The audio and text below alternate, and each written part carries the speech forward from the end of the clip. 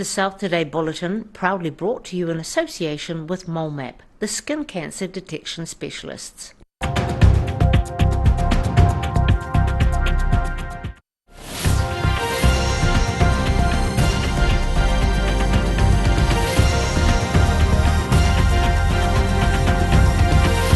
Tonight on the South Today, the aftermath of the Queenstown floods leaves a cemetery in the dark with a huge clean-up yet to get underway.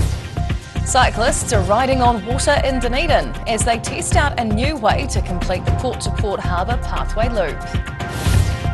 And there's no shortage of beautiful blankets in Canterbury as more than 100 quilts are put up on display.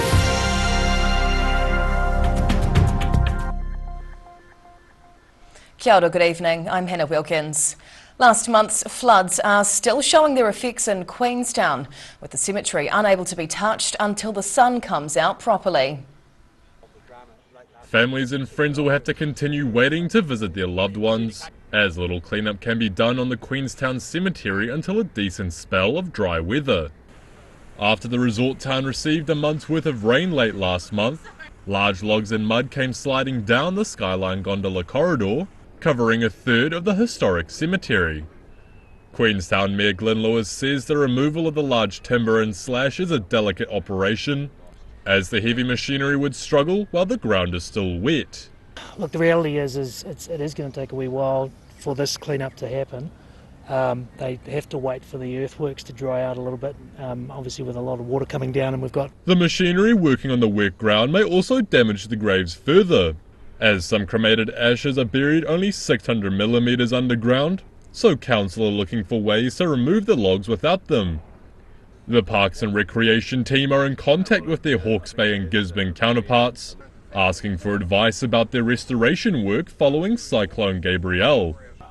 Queenstown Kaumātua Darren Rewi led a blessing at the cemetery following the landslip, paying respects for those whose burial sites were affected.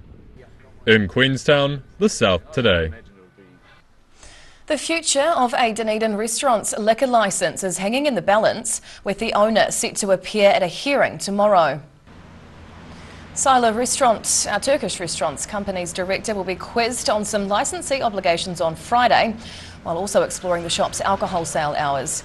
Well Food NZ had initially applied to renew its existing licence conditions at the St Andrew Street restaurant, but several issues were raised by an inspector and health official. While the premises is considered to be low risk, they believe the applicant didn't show enough understanding of their legal obligations and management options. If Sila's licence is renewed, the inspector has suggested a shortened renewal period of 12 to 18 months. The completion of the Port Chalmers cycleway is seeing more and more cyclists in the area, with a new service now on offer so riders can complete the entire loop. Two businesses are now working together to meet the expected spike in demand, splashing out to carry people across the harbour. Strapping their bikes in place, getting ready to barge across the Otago harbour. Dunedin cyclists were riding on water as they tested out Port to Port's new bike barge service on Wednesday, which voyages from Port Chalmers to Portobello. The business is teaming up with Moorings Otago to launch the cycle barge, carrying passengers and their bikes so they can complete the 38-kilometre loop around the harbour. So the bikes can go on the barge, the people go on my boat City Chaser, and it just means that we can take up to 20 people and 20 bikes at a time, whereas before that we were taking between 12 and 15 at a time. With the Dunedin to Port Chalmers cycleway recently opening, ferry owner Rachel McGregor says there's been a consistent number of cyclists coming through. I'm expecting we'll probably be busier than what we have in the previous years because it's a lot safer now for people to ride the entire loop. McGregor says business had been reasonably quiet, but with the addition of the bike barge, she is hoping cyclists will help her port-to-port ferry service become a lot more regular. In Dunedin, the South Today. Cycling seems to be taking over the south as Queenstown prepares to get work underway on a brand new multi-million-dollar trail. Kawerau Gorge will soon have people zooming down on two wheels, as construction of a new cycleway is set to begin early next year between Gibbston and Bannockburn. It's believed the $8 million project will turbocharge Central Otago cycle tourism, with the gorgeous trail expected to take around 2 years to build. Along with connecting the Queenstown and Lake Dunstan cycle networks, the 32-kilometre track is also one of the last pieces in the cycleway chain needed to connect the Wakatipu Basin to Dunedin. Southern Lakes project manager Dave Howard says the remote location will be challenging for contractors due to its steep terrain, along with having to build 2 bridges in the tricky conditions. He believes, based off the popularity of the Lake Dunstan Trail, the beautiful location expects up to 80,000 visitors in the first year, growing to 150,000 each year after. In central Otago, the South Today. Some of Canterbury's top quilt makers are pulling out their fabric and sewing kits as they showcase their top creations. The Christchurch Quilters exhibition is being held this week, displaying the best handmade quilts from around the region. Colourful quilts of all shapes and sizes lining the walls of Riccarton High School's hall as part of the Canterbury Quilters biennial exhibition. Around 160 quilts stitched together with a wide variety of styles and themes are on display, ranging from traditional designs to the more modern. Organisers are delighted with the number of entries this year, showcasing the talent Christchurch has to offer. We were really rapt, yes, and the colours this year are they're just really different from the last time we had one 2 years ago, really different. Williams says that quilt making isn't just for older people, with a number of younger quilters getting stuck into the hobby. The not-for-profit Canterbury Quilters group has now grown to around 100 members, even though it can be time-consuming, with a number of the creations taking hundreds of hours to complete. And a lot of people, particularly if they're hand quilters, they find that really relaxing, or machine quilting yourself. It's kind of soothing and you kind of get your own rhythm. The Riccarton exhibition opened its doors on Wednesday, with the quilts set to be folded back up on Saturday. In Christchurch, the South Today. Whai Yakane, still to come on the South Today. A South Canterbury muster slowly makes its way down rural roads, marking a change of season. And a pirate-themed children's storybook takes Southlanders by storm as they meet the author.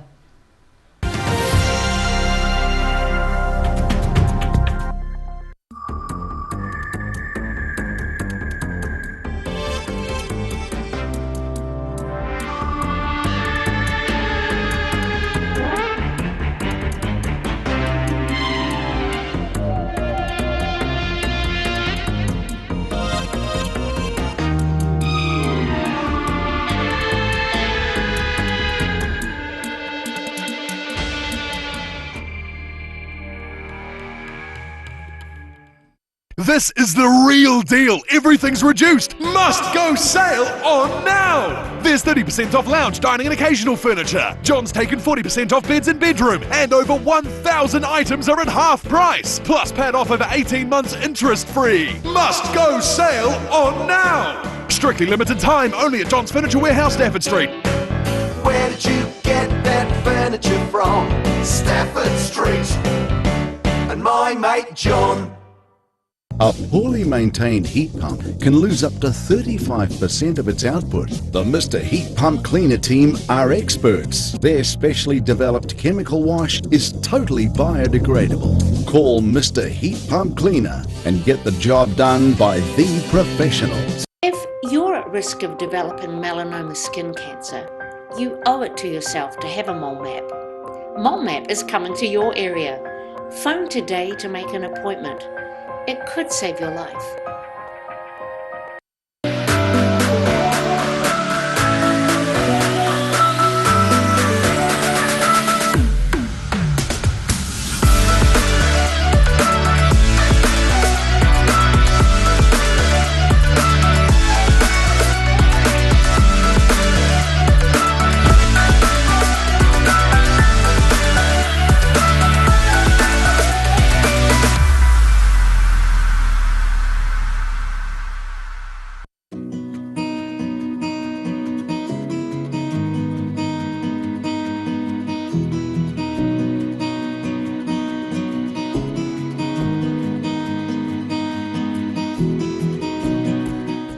At Age Concern Otago, we offer a range of services to support Otago seniors to age well with dignity and independence. We provide social work support, visiting service, health promotion and social activities. Check out what we have on offer at ageconcernotago.com.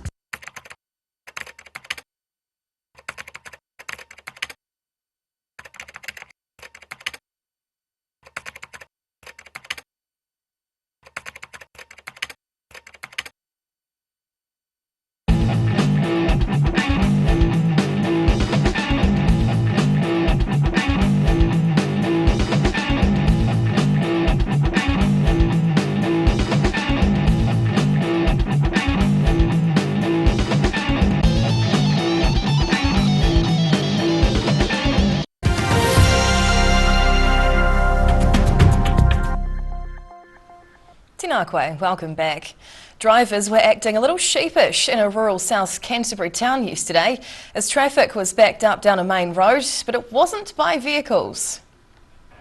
5,000 hoggets were herded by Hugh Cameron and his dogs on Wednesday as they travelled 25 kilometres across Omarama. The flock walked the long route by foot, making their way along State Highway 83 from Little Awakino Station all the way to the Otamatata Station. But the migration didn't come without its difficulties, with the musterers having to manage traffic, sheep and farm dogs. Most people were quite good with it. No one seems to get out and stop the mob or anything. We get a few in Otamatata standing in the middle of the road taking pictures and the hoggets running around them. The weather held out for the big walk as the large flock of young sheep headed straight to the Otamatata Station shearing shed to get rid of their winter coats. In Omarama, the South Today. Some Southland youngsters were left saying ahoy matey last week as a local author hooked them in with her new book. The Teacup Pirates is making waves these school holidays, with the children taking a journey through the eyes of tiny seamen. Because they are! Some of Southland's youngest minds channeling their inner pirate. Gore Library took a trip through the Seven Seas on Friday, celebrating the book launch of a local children's author with her own spin on the iconic cup of tea. Avid steampunk enthusiast Vicky Yarker-Jones wrote The Teacup Pirates, made up of a curious blend of her two passions. So I'm a steampunker and I love teacups, and it made sense to make a story about the Teacup Pirates. And they live in a really small teacup, and it's kind of miniaturised in the kitchens. Around 50 eager children listened to Yarker-Jones bring her story to life, taking them on an enchanting journey through flavours and friendship. It's basically kind of an epic adventure in a kitchen, and it's about bravery and teamwork and lots of cups of tea and lots of pirate fun. The steampunk enthusiast was grateful to the Gore Library staff for planning the pirate-themed launch, hoping her book sparks something within the children's imaginations. In Gore, the South Today. And now recapping tonight's top stories on the South Today. A Queenstown cemetery clean-up is still waiting on dry weather, with the council looking at other options.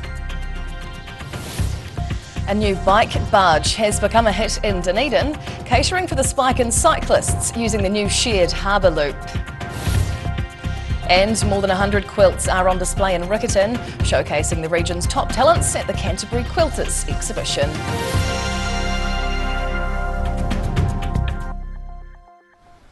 And now a look at what's happening in tomorrow's ODT, and we welcome Associate Editor Mike Houlihan. Hello Mike. Good evening, Hannah. What can we expect in the Friday paper? Well, in the wake of the news of an unsavoury hazing incident at the university involving a native eel, we've got tales of some other terrible things that have happened to young students as they get introduced into their new environment. Right. We've got news of the unveiling, finally, of marine reserves that have been protected around the Otago coastline. We've got an update on the Barry Clue fraud case. There's been a major report released during the course of the day, and some reaction from investors who were affected by that crime. Right, a big development, yep. Big sports tabloid as always on a Friday with details of rugby and cricket. And the Inside Out section has news of a tiny house which has been built according to what's called the Hobbit Core mandate, apparently.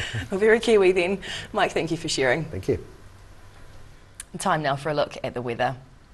The South Today weather, proudly brought to you by MoleMap, the skin cancer detection specialists. Looking at the situation, a cold front will move over the region tomorrow, but with warmer airflow, and then colder showery southwesterly winds will follow. Heading to the top of the South Island, cloudy with northerlies in Nelson tomorrow with a high of 20 degrees. To Greymouth, and it's looking wet and windy with 17, while Christchurch is in for a warm 23-degree day with nor'westerlies and high cloud. Travelling to South Canterbury and North Otago, staying in the 20s as we come through here, along with high cloud and nor'westerlies from time to time. By numbers, it'll get up to 23 in Ashburton, 22 in Timaru, and 21 degrees in Oamaru. Heading westwards to the Central Lakes. Patchy rain with nor'westerlies will make Friday wet but warm through here, up to 17 in Queenstown, and one better with 18 in both Wanaka and Alexandra. Heading further south, well, it's going to get quite windy through here again tomorrow with strong westerlies and occasional rain with highs of 14 degrees in Gore, Balclutha and the Catlins. Across to Invercargill, a wet and windy night is ahead with a warm low of 12 degrees. Then the next 2 days look very similar with rain at times and changing winds. They'll be gusty at times too, with 16 being tomorrow's high, followed by a cooler 13 degrees on Saturday. And finally, heading to Dunedin. There's northerlies about tonight as it drops to 9. Friday's a warm day with plenty of sunshine and 21 degrees before a late southwesterly change brings showers as we head into the weekend. Then Saturday will be fine and sunny, but it will be cooler with 14 as the southwesterlies settle in for the day. And that's the news this Thursday. For the latest news and videos from the southern region, head online to odt.co.nz. You can follow Channel 39 on YouTube to catch our news bulletins on demand. And you can also follow us on Facebook. Just search for the South Today NZ to see our favourite stories from around the regions. We'll see you again tomorrow. Ka kite o pōpō.